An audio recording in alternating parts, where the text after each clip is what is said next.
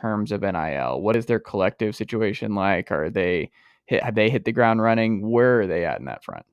Yeah, I think that's still kind of getting off the ground. I mean, last year there was it came out right before the season. They had a donor that donated $20 million to the program, not to NIL, but they do have, guys like that with money like up their sleeves. And there obviously last year, Kenny Pickett, he did pretty well, but that was like in the beginning stages of it.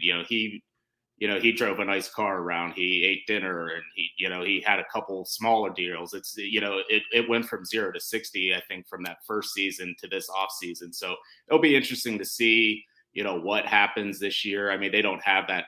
They have some really good players. I don't know if they have high profile guys that would command a ton of money on the team this year. So it's just going to be a year by year. And I think this whole thing is still evolving, and nobody really knows where it's going to end.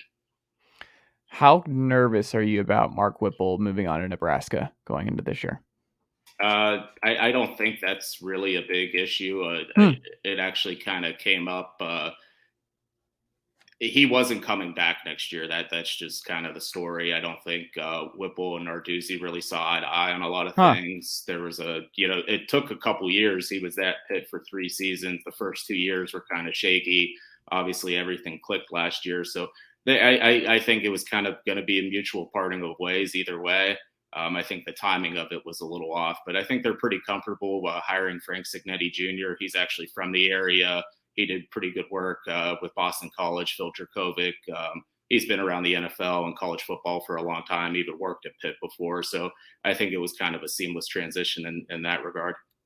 What was the issue? Was it just offensive philosophy? Was it like he wanted to run tempo, and Narduzzi didn't want to play that way? Like, what was the issue over 3 years, do you think, between them?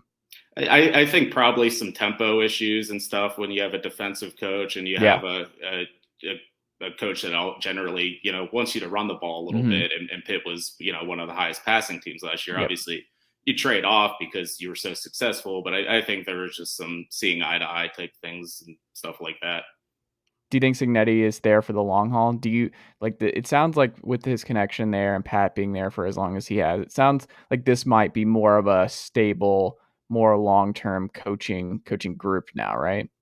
Yeah, I kind of think so too. And, I think this is his 4th or 5th offensive coordinator already. They seemed, it went from Jim Chaney to Matt Canada to Sean Watson to Mark Whipple, now this Frank Cignetti. So it's kind of been a lot of talent. Yeah, there's been some good coaches. I think when Matt Canada was here, they had a really good offense. Obviously, they had a really good offense last year. Well, he's still there. He just moved up one rank. Yeah, he's just across the building. But pretty much it's I think Cignetti will be around for a while. He is local. He has a lot of ties to the area. And I think he was kind of, when that opportunity came, at his introductory press conference, he said he was eager to be back home. Interesting. Have you, but to this point, has Pat Narduzzi met your expectations when he was first hired? Has he come in a little bit too low? Do you think there's this past season is like him breaking out and getting over the hump and that smooth sailing going forward? What, where are you at with Pat and all that? I think like one of the points you mentioned, it was kind of getting over the hump because